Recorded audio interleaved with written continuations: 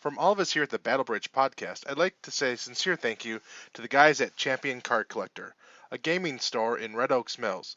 Its address is 43 County Road 77, which is also known as Vassar Road, in Poughkeepsie, New York, 12603. Please check them out. They really helped us out when our original venue moved its location and couldn't be open in time. Thanks again, guys. It was awesome, and you guys were great. Computer, access file Sierra Tango Alpha Whiskey Bravo Bravo 06. Security clearance level 3 or above is required to access files. Security authorization accepted. Program complete. Enter when ready.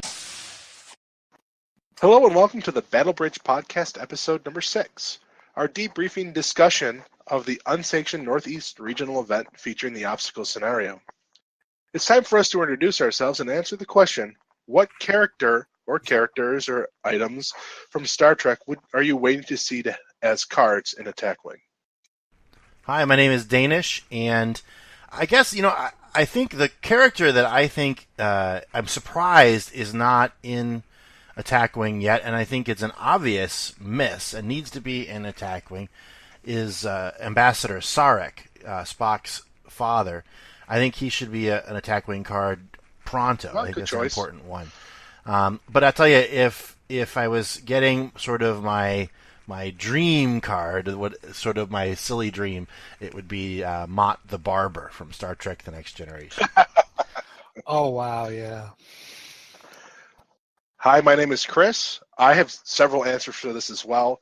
So, the episode where there were junior officers playing poker. Oh, yeah, Lower Decks. I want those three, Tarek, Cito Jaxa, and Sam Lavelle. And then, I'm sure no one else would think of this in this group anyway, is an elite talent or tech upgrade. It might be tech. The game Chula from the DS9 episode that everyone hates, Move Along Home. Oh my god. Because I actually like that episode. You're a wacko. I know. Hi. I'm Pete. I guess it's my turn now. I was trying to think of a card that I'd like. Character-wise, maybe Rom. Quark's brother. Right, we have a mirror Rom, but we don't have a Prime Universe Rom. Oh, do they? Oh, I didn't realize that. Ship-wise, I'd still like to see the Dreadnought out there from the movie. I just don't know when they're going to get around to those. Yeah. Well, my name is Ryan. I actually have two answers. My guilty pleasure card would actually be Morn. Morn. Both because the character itself, as DS9 developed, became an incredibly developed character with a rich backstory that I really would like to see. You could do many things, I think, with card text on that.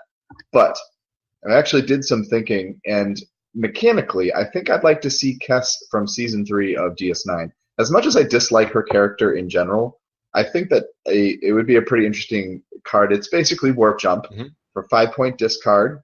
You discard the card before you move to remove all tokens from your ship and your ship from the play area during the end phase. Place it anywhere on the playing area, not within range 1/3 of any other ship.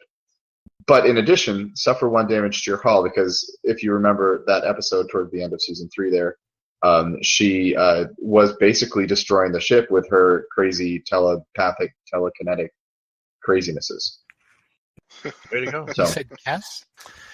Kess, yeah. Kess. Oh, from Voyager. Yeah. Yes. Oh, okay. I thought you said DS9. Sorry. Morn is DS9. I might have said Kess was DS9. I don't remember now. No, you said Kess was Voyager. You're good. I'm sorry. All right, well, let's take a look at the fleets that each of us played at the event. First off, in alphabetical order by first name is my fleet, Danish's fleet. The fleet that I ran, first it had the Bellerophon. Bellerophon was my main ship, captained by Robert DeSoto. The crew was Sulu from the USS Enterprise and Riker to make it a less hittable ship. I took systems upgrade and dorsal phaser array. I also ran the USS Enterprise A, captained by Mr. Spock. The crew was Elizabeth Shelby, Jennifer Sisko, Worf, the 5-point Worf, I had multi-adaptive shields and upgraded phasers, trying to make the Enterprise A harder to hit with multi-adaptive shields and Worf and Shelby. I also ran first wave attack fighters. That's the Dominion fighters with the Galor class phaser banks, giving me range 3 and +1 attack dice. And I ran the co-pilot resource. So that was my fleet. Next in order is Chris, and Chris's fleet started with the Defiant NCC 1764, captained by the evil Gul Madred. The crew was Lee Nallis, and of course the two of them together were a potent combination. William T. Riker from the Pegasus was also on the crew, Type 8 phaser array, and upgraded phasers. He also ran the USS Enterprise A, captained by Jean-Luc Picard. The crew was Deanna Troi and Jennifer Sisko, as well as Sekona. Sekona let him take Type 8 phaser array and upgraded phasers more cheaply, as well as he took enhanced hull plating, which wound up bugging me to no end. Lastly, Chris took the Kumari, captained by Captain Carr. The talent was faked messages and also lure. He had Odo on there from Deep Space Nine and the Type 8 phaser array. No resources for a total of 130 points. Notice that what Chris is doing is he's adding firepower to each ship. With Gul Madred and Lee Nallis, he's going after captains. With Jennifer Sisko and Deanna Troi, he's going after other stuff. And with fake messages and lure, he's ganking his opponent's fleets. So it's a fleet that does a whole lot with the cards that it has. Looking next at Pete's fleet. Pete decided to run Kazon. So his fleet consisted of the Halleck Raider, captained by Jabin, the crewmen Hallez and Lorum. Those names sound to me a whole lot like prescription medications. The weapons that he had on there were photonic charges and variable yield charges. He also took the Nistrum Raider, captained by Captain Reddick, the Nistrum Culla, captained by Culla, crewed by Carden, with a particle beam weapon on board. And finally, his fourth ship, the Relora Sankur, captained by Surat, crewed by Seska, and with an aft torpedo launcher. For a total of 36 points. Fleet total 130 points, no resource. Finally, Ryan's fleet, we're also going to talk through here. Ryan's fleet, where are you, Ryan? Here's Ryan's fleet. Ryan took the ISS Enterprise, captained by Jonathan Archer. His weapon was phaser barrage on that ship. He took the Orasan, captained by Degra, with Admiral Kiafat Abensour. Trellium D was his tech, and he took pulse-firing particle cannon. Thirdly, he took the Kumari, captained by Thalek Shan. I tell you, between playing Ryan and playing Chris, both of them running the Kumari, I really gained a lot of respect for that ship. It's a fantastic ship, and I now want to add it to my collection. USS Enterprise was Ryan's fourth ship, captained by Mr. Spock. His weapon was photon torpedoes. So yeah, that was Ryan's fleet. He also took co-pilot resource for a fleet total of 129 points. So those were the fleets that we all ran. Let's see, who else we have here? Robert. We have Robert's fleet. Let's see, where's that? Robert was a first-time player and first-time OP player, and his fleet consisted of 3 Xindi ships and a Romulan. He took the Marathas, captained by Dolam. The talent was Thalen. His crew was the insectoid raiding party. He had the thermal chamber on board as a tech and 2 weapons, particle beam weapon and Xindi torpedoes, for a total of 43 points. Robert took the Xindi Diaspora as his second ship, captained by Degra, with phase deflector pulse and pulse firing particle cannon for 32 points. He also took the Orasan, captained by the insectoid commander. Talent was Xindi Council, and the weapon was Xindi torpedoes for a total of 30 points. And to make up the last 2 points on his fleet, he took the IRW Vortavor, captained by Teref, with aft disruptor emitters, fleet total of 129 points. And my son, Timothy, ran the USS Excelsior, captained by Jean-Luc Picard, with the Picard maneuver as his talent. He took Dmitry Valtain and Mirror Rom, as well as the Enterprise E version of William T. Riker, and the positron beam. It was a chunky ship with 50 points. That made it actually the big target for anybody who was playing against him. He also took the USS Thunderchild, captained by Hazer, with also Hikaru Sulu from the Bounty as his crew member. He took photon torpedoes and rapid reload. Finally, his last ship was the Traeger, captained by Gulmasset, with concentrated firepower and aft weapons array. Those three ships together made a fleet total of 130 points. And those were the fleets that flew at the unofficial, unsanctioned NE Northeastern Regional event featuring obstacles. I was worried going up against everybody who I played against in this one. Speaking of going up against people, Ryan? Well, we had 3 tables for each of our rounds because we had 6 people total, which if you were listening to all of our fleets and counting along at home, that is what 1 + 1 + 1 + 1 + 1 is. +1. Almost wasn't because I only did 5 + 1s the first time. Do I have to fire the revolver up in the air to prove? No? I saw that Mythbusters. It doesn't end well for the bullet. Well, no, I was referring to Clue. I know what you're thinking, punk. Did we discuss 5 fleets or 6? That was, I think, okay, I'm just going to go on because it's not going to get any better than that. Okay, No. So in round 1, I played Robert. This was his very first OP, and this was his very first time really playing the game outside of having played it with Timothy. However, I was very impressed. He knew the game very well, and he was quite prepared to come in. I just don't think that he was quite prepared for the variety of fleets he saw.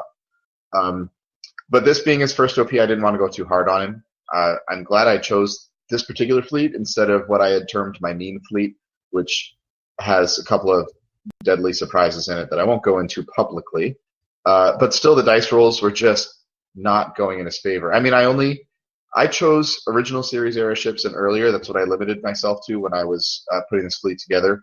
I wanted to have fun, and I didn't want people who were playing against me to not have fun. I don't know that Robert had fun anyway, though. Yeah, we actually saw half of us had original or earlier fleets as our ships. It was you, myself, and Robert. We were all flying ships that were only TNG or earlier. No, not TNG. Original TOS. series movies. Yeah, TOS or earlier. Yeah, and I tried to limit myself. I didn't want to do the movies either. Myself the very first movie with the refit, so that's just the way it is. But the dice rolls were just not going in his favor. There were a number of times where he was certainly going to kill one of my ships, and the dice he would roll blanks or I would roll the correct number of evades, and he just couldn't get the job done, unfortunately. But it was also hard with the weapons that I'd chosen, and I had quite a bit of bonuses to my attacks. I was able to make extra attacks every turn, or almost every turn at the very least, and having co-pilot for those battle stations really helped keep me on top. I do think he pretty much readily learned that I enjoy maneuvering, because there were several times he was looking at my ships, and I would be like, as he said, millimeters away from another ship or an obstacle or something, and he'd just sort of be kind of dumbfounded at it. So that was kind of neat. Yeah. But it ended up being a very lopsided win. I did fleet kill him, and he, although he got 3 of my ships down to 1 hit point, he wasn't able to take any of them down. So, Wow. It was a pretty lopsided win, though, with me having a fleet kill and getting 130 points, and unfortunately Robert not being able to take down any of my ships, though 3 of them were at 1 hit point at the end of the game. Chris, and Pete, you were also in the first round and had a pretty lopsided bout, it looked like. How did that go? Well, we were discussing this a little bit earlier. Apparently, I keep focusing on the wrong ship when I attack. Yeah, if I put enhanced hull plating on a ship, it's like a laser pointer to a cat for Pete. I just move that ship around, and he follows it and tries to blow it up, and it never does. And I take his ships apart with my other stuff. I had a control and ganking fleet style, and my goal was to direct one ship out of combat so I could focus on the rest and blow them up piecemeal that way. The problem with the Kazon, the problem for me was the 180 firing arc, which meant that even though I turned him away from combat, Pete was able to attack. And ineffectually, but attack. Well, you got 6 damage onto the Enterprise A before I was able to use the enhanced hull plating to keep it alive. And it survived only because I had that. And once I got your bigger ships out of the way, you weren't rolling enough dice really to get through. No. Yeah, that native 2 on the smaller Kazon is really it hampers their attacks. But it wasn't a bad game. I maneuvered well. We did use. I think you used a derelict ship once. Yes, I did to remove one round away from having to fly through an obstacle, but I was able to blow up your last ship before that happened. So, I really feel like the obstacles didn't particularly come as much into play as most of us were thinking. I was not planning on trying to take advantage of them to begin with. I was more thinking about flying around them instead, and that's kind of how it went. But I mean, for me, they were there to mess with the movement. I didn't choose the space station because I didn't feel that the 3 attack dice would do anything. But I knew that the debris field would interfere with movement choices because you don't want to take that automatic damage. Mm-hmm. And then the defense bonus came into play, but I don't recall. I know it happened, but I don't remember when, because that wasn't one of the ones like, aha, I used it. It was there. I think that was against Timothy that it came into play. Other than that, I mean, I like this scenario because of them and the choices that it forced you to make. Yeah, it was fun. Their specific impact. Yeah. I managed to avoid flying through any of the obstacles in all 3 of the rounds, with the one exception of when we fought Pete in the 3rd round. And at that time, I had made the decision to fly through it so that I could finish off your last ship. And that was like, okay. Yes, that's right. And you rolled and you got nothing, no damage. Yeah, but that's okay. Onward and upward. Excelsior. Speaking of the Excelsior. Danish, how did your first battle go against Timothy? My first battle against Timothy went very well for me. Timothy got 1 point from me because I had a 129-point fleet, but otherwise I took everything that he had. I fought Timothy. He was running the Excelsior. That was my first target. Was able to take it out fairly quickly. The Thunderchild and the Thunderchild and the Traeger were a little bit harder and took me a little longer, but in the end, I was able to come away unscathed. Now, if I remember hearing correctly, you did forget something. Well, when I was playing Timothy, it didn't occur to me that I actually did have a dorsal phaser array. Well, I thought that was the one where you forgot to use your Jennifer Sisko. Oh, that's right. No, you're right. Yeah, good point. I actually didn't use either one. I didn't use Jennifer Sisko or my dorsal phaser array in that game. Man, I'd forgotten. I just gotta keep my mouth shut in events. Dang it! Forgot everything that was good about my fleet. I forgot. But I was still able to win. So that's God favors the foolish, right? So in the first round, we had Ryan with a win, Danish with a win, and Chris with a win. All 3 fleet kills. All 3 were fleet kills. That For was round, not the case. oh, Second sorry, round. no, it was not actually, and that was Danish. You and I played a match that was really close, actually. That was a nail biter. Yeah. Even like right down to the end, it was a nail biter, and it went pretty funnily, or funnily went pretty funny. One of those is word, the other one is not. You get to decide. It's like a game. So I was particularly worried about this Mathrop Danish. You had your Enterprise A with all those goodies on it, really, and then the unhittable Bellerophon, which, although in retrospect, if I had focused on that initially, I probably would have been able to do a little bit better. I might have been able to take it out because of the multiple attacks and all that, but I don't know. So I wanted to take out your ability to hit me first. So I focused on your Enterprise A and your fighters, but had a pretty stupid moment when I foolishly chose a red maneuver on the Kumari while it had an Ox Power token on it, and I was within range one of the western edge of the board. So Danish, you chose to have me fly your 2 left, and sure enough, I gotta say, that's the kind of thing you don't like doing that, but you gotta do it.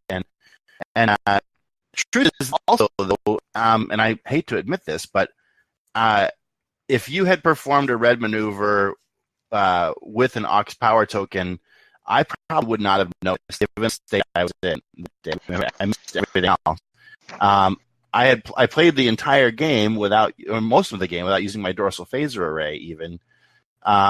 You so didn't I might even not use have it noticed. for our whole. This is the second round now, and you still. And I even asked you specifically, do you have an ability to shoot 360? Because I wanted to know if I could come up behind you or not. And you even looked at your cards. You were like, no, it's the Bellerophon. It's not Voyager. So.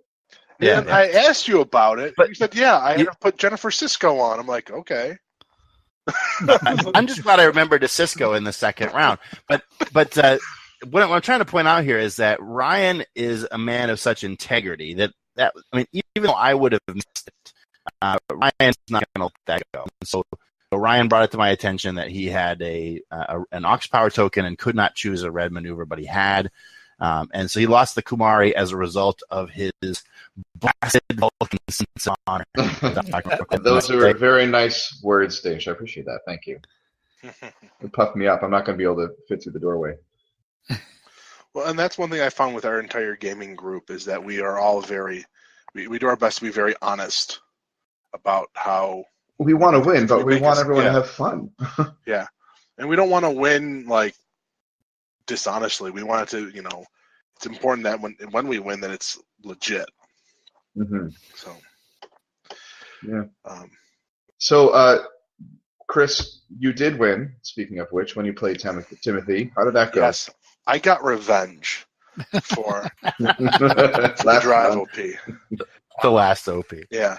So, again, I split off one of his ships, so he couldn't attack me with it. But he was able to use his concentrated or focused firing talent, I think, from the Trager to actually take out one of my ships before I took out any of his. Yeah. He blew up the Defiant NCC 1764, I think, in the first round of firing. Yeah, that's my understanding. And then I took out the Excelsior because Picard, of course. Well, actually, what I did with the Defiant is I made him discard Picard. But the dice weren't on my side in this, so I wasn't able to blow that ship up before he was able to fire with his ships. The one that took me the longest to take away from him was the Thunderchild because of -1 attack die when he was near the obstacles due to his captain. Yeah, right. He had a good build. I got to say about Timothy is that one of the things that Timothy did that none of the rest of us did was make a build that took advantage of the obstacles. Yes. I mean, I think we all had builds that were good for this scenario, but Timothy really took the time to make this build take advantage of the obstacles. I didn't get to play against him. How was he able to do that?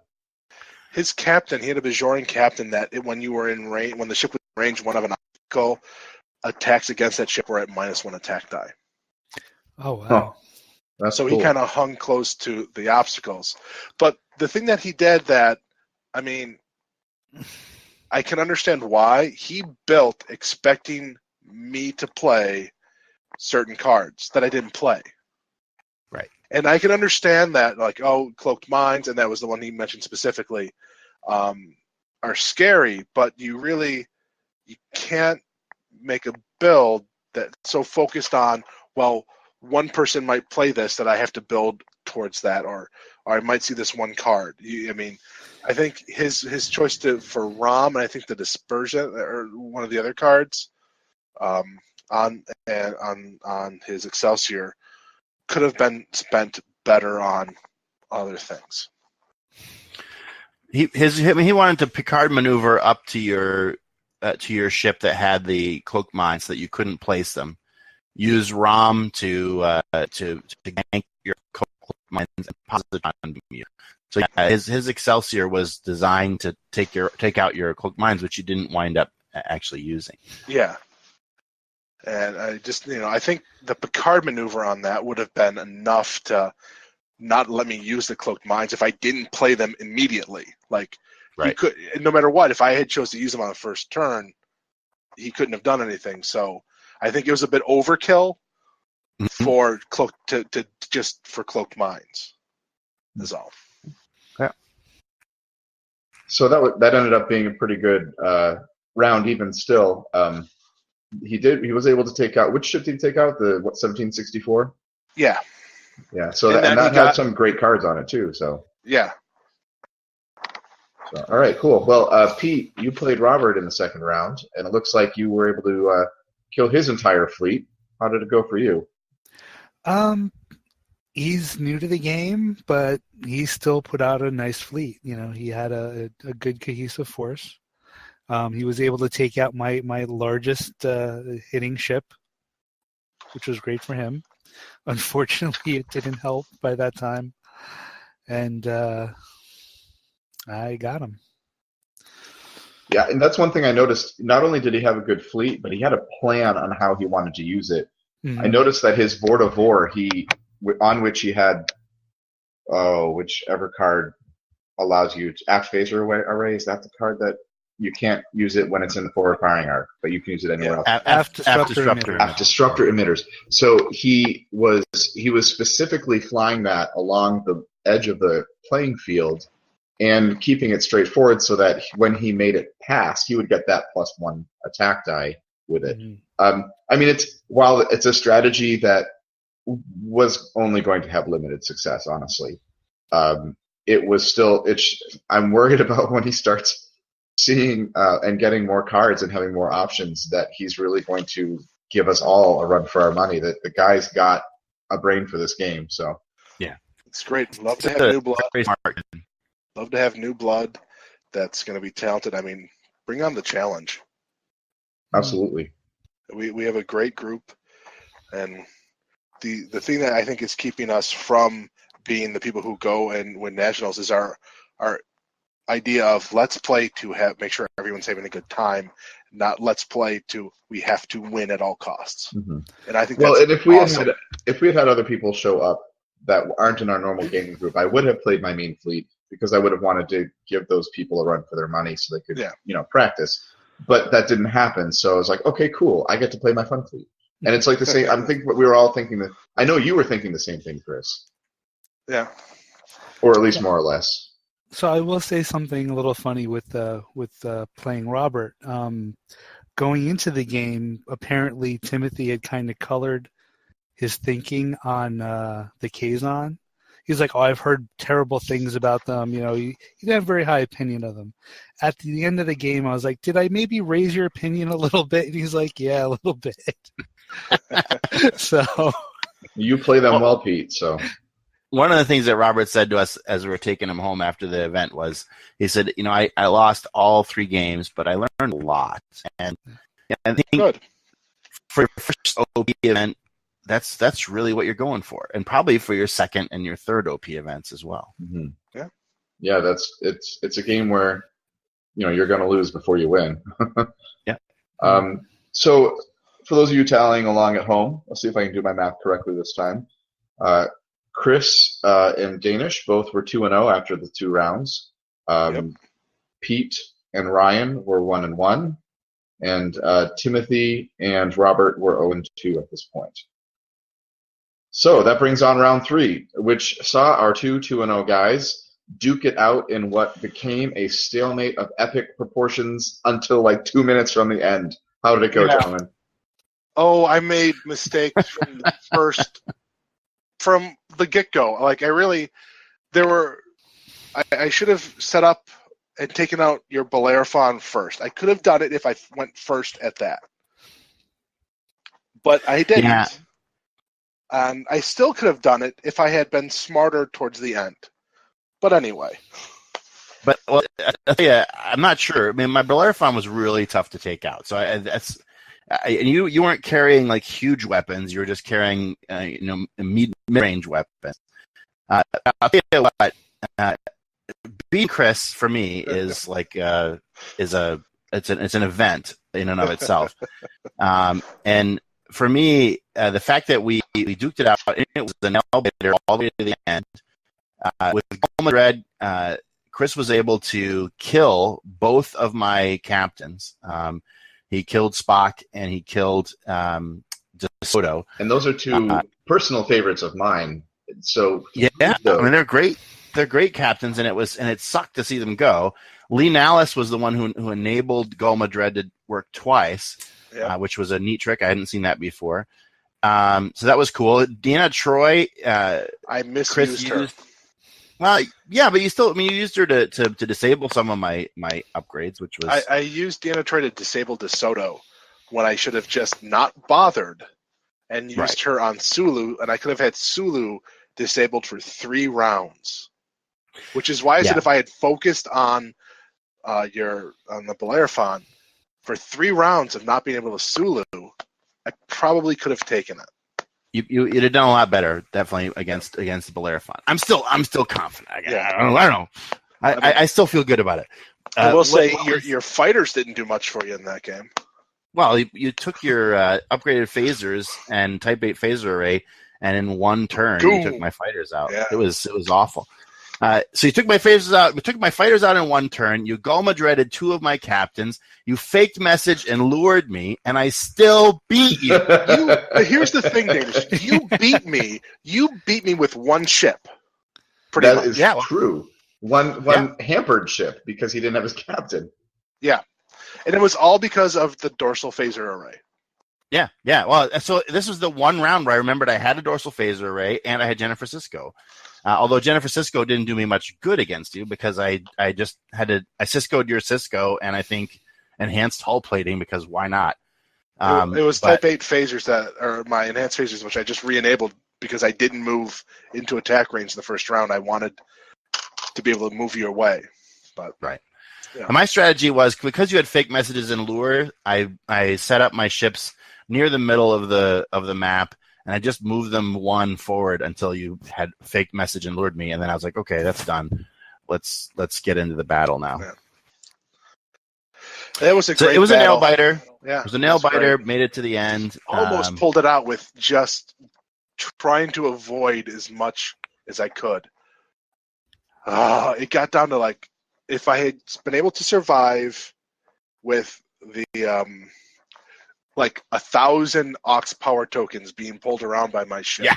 It was quite the Ox nest there. It was definitely. I mean, we always joke about this, but it definitely looked like the scene from Galaxy Quest where at the climax where he drags all those mines behind him. Yeah. They were easy for the triangle shape too. Sorry. Yeah. Oh, yeah, that's true. You totally earned that excellent win. Congratulations, Danis. Well done. I didn't want to have to choose between you. I mean, there is no choosing between you, honestly, gentlemen. But I was pulling for Chris on this one because of the way our battle went, Pete. I flew your Kumari off the map. I would root against me too. Well, no, it wasn't that so much as if Chris had won, then I would have gotten first place. Yes. So Yeah. that was Well, that was what I was. And that's why I was fighting so hard, because I knew if Chris won this one, then you and I would each be 2-1, and on points we were so darn close. Yeah, we wouldn't. It would have been difficult to. It wouldn't. We wouldn't even have known until we actually sat down. And that's rough. But Pete and I played that round 3 together, and man, I am glad I chose that correct pulse firing particle cannon. I saw your fleet, Pete, with all those cards that give you pluses for this or pluses for that, or and those 180 arcs, which, by the way, were very useful in this scenario. I was really, really concerned about how it was going to go. But there are two, for those that don't know, there are 2 pulse-firing particle cannons that are Xindi weapons. And in one of them, they're both 4 points for 3 attack, but the text on one of them reads, after you make your initial attack, if you hit, you can make a second attack against the same target at half the dice rolled down, or rounded down 1. I was able to, with Degra, boost it to 5, and with Kiafet Amon-Sor, boost that 1 more to 6, so that my second attack would have been at 3. But the other card states that for your second attack, you're only rolling -1 attack.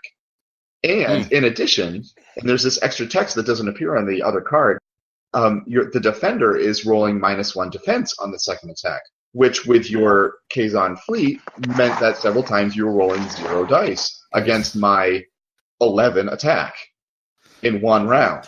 And it's astonishing to me that there's harsh. 2 cards, same name, same cost, and the second one is so much better. It's so drastic. I mean, it's so drastically different. The Xindi have another set like that where it's the Subspace Vortex. In the drive event that we held a little over a month ago, Pete ran the one that's basically a warp jump. And at the same price, or maybe even a point less, there's another one that's basically Picard maneuver, but can do a 6, and you don't get the defensive, you don't get the minus. No, but I think that's in addition to your maneuver. So you can move 4 and then 6. So you've moved 10 plus the base across the board.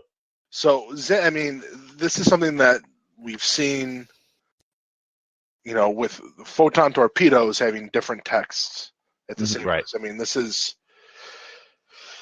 they could at least give them different names. But, Mark II, even, Even the Xindi torpedoes, they have several different. I think they have maybe 3 different torpedo cards, and they're all called Xindi torpedoes.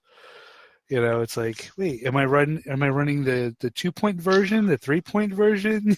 Which? Yeah. And it makes it tough to keep if you're playing against someone.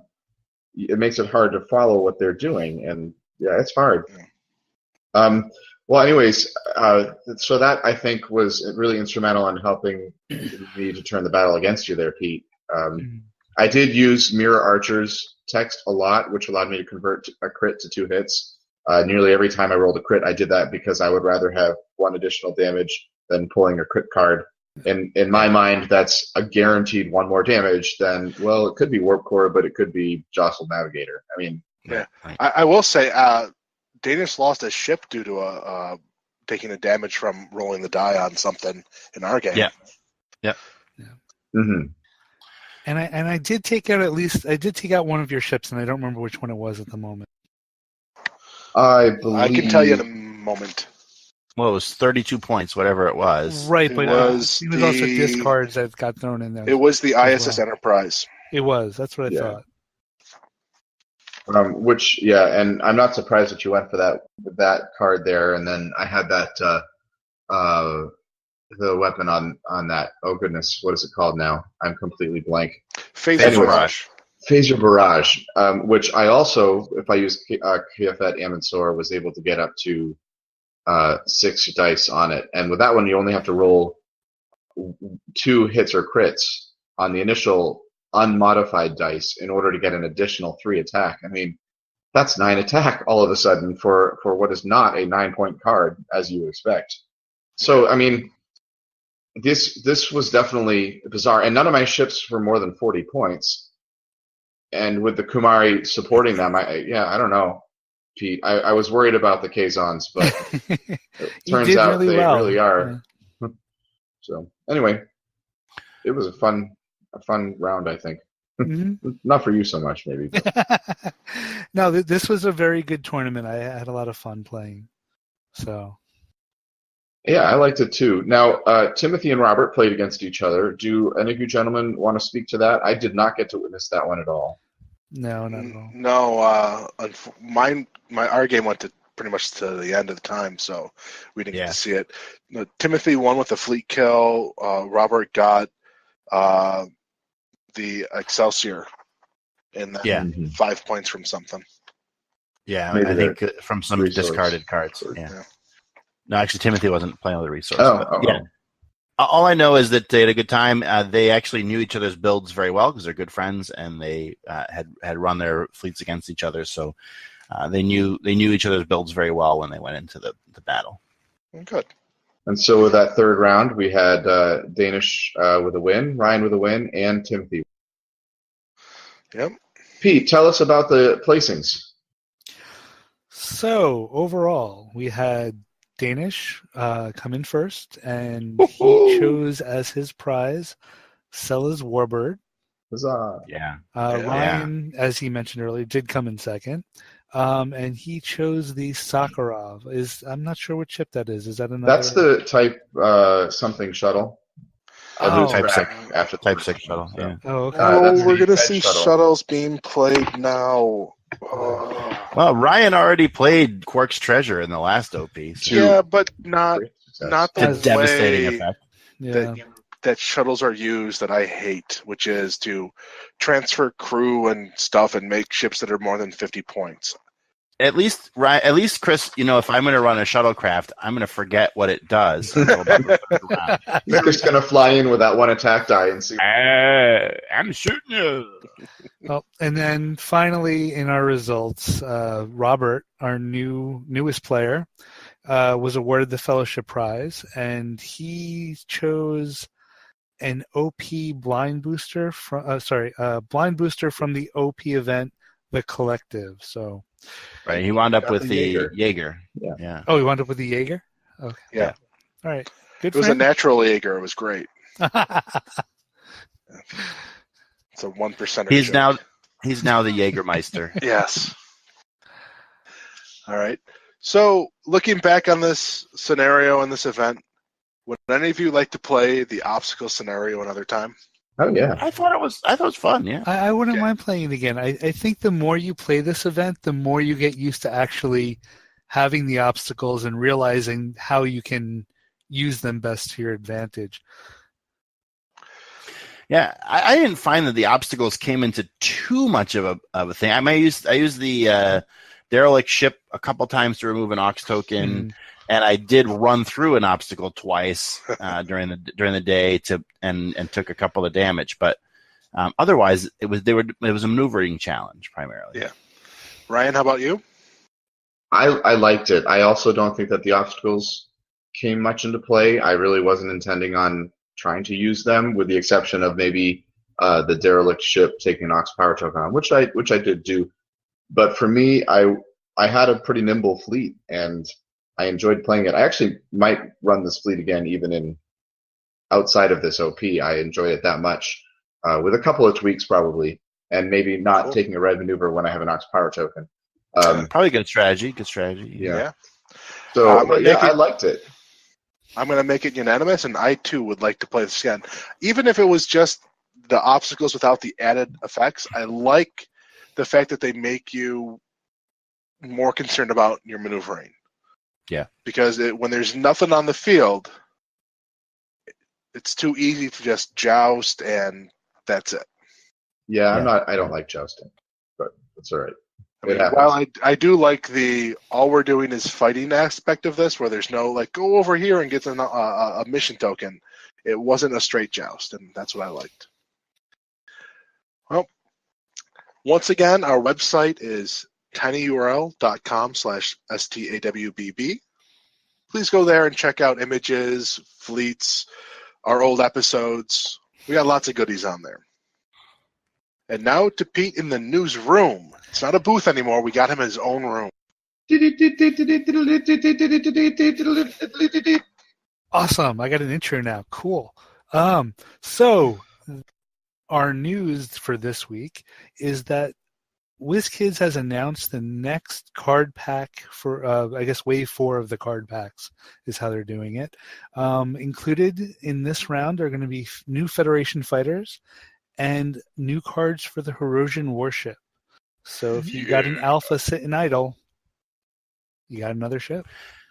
I just bought an Alpha Hunter from a departing player in our group, and so I'm excited about having another option to play with it. And I love the Fed fighters, so having another named Fed fighter, that's a big win in my book. And I'm interested to see what those squad cards are going to be. Yeah. I'm pretty sure I'll be playing a lot more Cloaked Minds. I'm really excited to see the Herosian ship. I am not as excited to see Fed fighters. Yeah, I'd like to see the Herosian ship too. I just wonder what they're going to put out. Well, I tell you, that's been a great show. Thank you, guys. And I took my family to go see the new Wonder Woman movie this weekend, and that was a lot of fun. Have you guys seen the Wonder Woman movie yet? I did. Spoilers. I have not, so no spoilers, please. No spoilers. But Pete, you saw it? Oh yes, enjoyed it. What'd you think? Enjoyed it a lot. A lot of good movie. A lot of fun. Sort of a bright and optimistic take on superheroes, which I think was badly needed in the DC movie universe. And so I close with that just to say this, that I'm really optimistic about both the state of Star Trek Attack Wing in our area and around the country and around the world, but I'm also optimistic about the state of Star Trek in general. I think we're living through a good period for Star Trek fans. And if you're listening to this podcast and you'd like to try Star Trek Attack Wing out, it's a fantastic game. If you're listening to this podcast, more than likely you already play Star Trek Attack Wing. I think this is a good time to be an Attack Wing player. There's good things coming, and not only that, but you've got a brand new awesome podcast from Star Trek Attack Wing Battle Bridge. So in addition to your good things for our community, there's something called Tabletop Simulator, where you can download it. It's $20, but there is a free Star Trek Attack Wing applet for it, or module for it. And have you played it, Chris? I have not. I want to. I was listening to some people talk about it, and I realized which module you have to download. But if you're not in an area where you have people playing this, or you don't have a local gaming store that carries it, Tabletop Simulator's the way to go if you want to get your Star Trek on. And you get that on Steam, I'm pretty sure. That's where it's available, right? Yes, that's where I got it.